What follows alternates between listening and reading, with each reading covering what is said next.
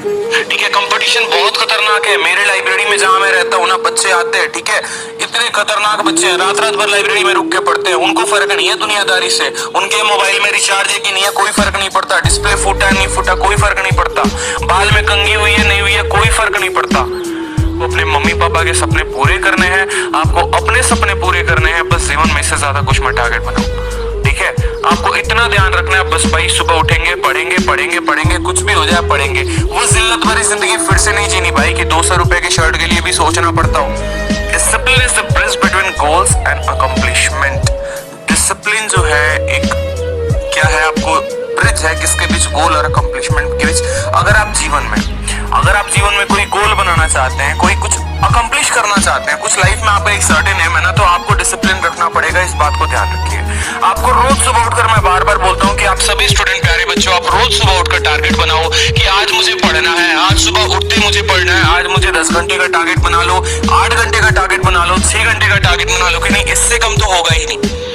At least मुझे इतना तो पढ़ना ही पढ़ना है। मुझे आज अरिथमेटिक के 100 सवाल लगाने हैं, परसेंटेज के 100 सवाल लगाने हैं, जो भी चैप्टर आप पढ़ रहे आज कम से कम एक मॉक टेस्ट तो लगाना ही लगाना है। मैं आपको इतने बेहतरीन वीडियो बना के देता हूँ कि आप लास्ट 60 डेज में आपकी क्या स्ट्रैटेजी होनी चाहिए।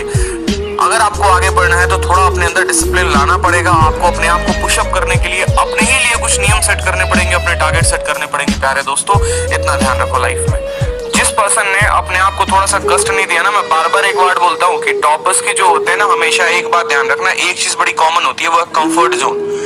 कभी भी कोई भी टॉपर कभी भी कंफर्ट जोन में नहीं रहता, इस बात को ध्यान रखें। आप तो बीएसएससी की तैयारी कर रहे हैं, रेलवे की तैयारी कर रहे होंगे, आईबीपीएस की तैयारी कर रहे होंगे, ठीक है, लेकिन जाके एक यूपीएससी एस्पिरेंट से पूछो, उसके लिए कंफर्ट जोन कुछ है ही नहीं। उसको पढ़ना है कुर्सी टेबल पे तो पढ़ना है, नो डाउट, क्या हो जाए, धरती पलट जाए, कोई फर्क नहीं पड़ता, उसको पढ़ना है तो पढ़ना है।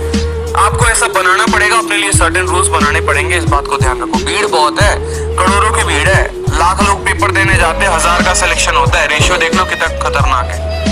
पढ़ते हो ना रेशियो? हाँ भाई, आफरीन, मानसी, जयश्री, अंशु, पवन, विपिन, ठीक है। तो जरा सोचो कि अगर इतना खतरनाक रेशियो है और आपको अपना सिलेक्शन लेना है तो आप कैसे लोगे? कैसे लोगे सिलेक्शन? क्या आपके दिनचर्या, आपको खुद ही नहीं पता होता कि आपने कल क्या पढ़ा, आप आज क्या पढ़ोगे, कुछ भी नहीं पता होता आपको, ठीक है। तो इसलिए मैं कह रहा हूँ कि एक प्रॉपर आप रूटीन तैयार करिए। रोज सुबह उठिए, आज अपने आप को टारगेट दीजिए, मुझे 6 घंटे पढ़ने हैं, इससे ज्यादा मुझे नहीं पढ़ना। और 6 घंटे में मुझे क्या क्या पढ़ना है, आप अपने आप को डेली टारगेट दो कि मैथ्स 1 घंटे, रीजनिंग 1 घंटे। मेरा जो सबसे बेस्ट शेड्यूल मैं किसी भी स्टूडेंट को सजेस्ट करता हूँ वो है 8 घंटे का।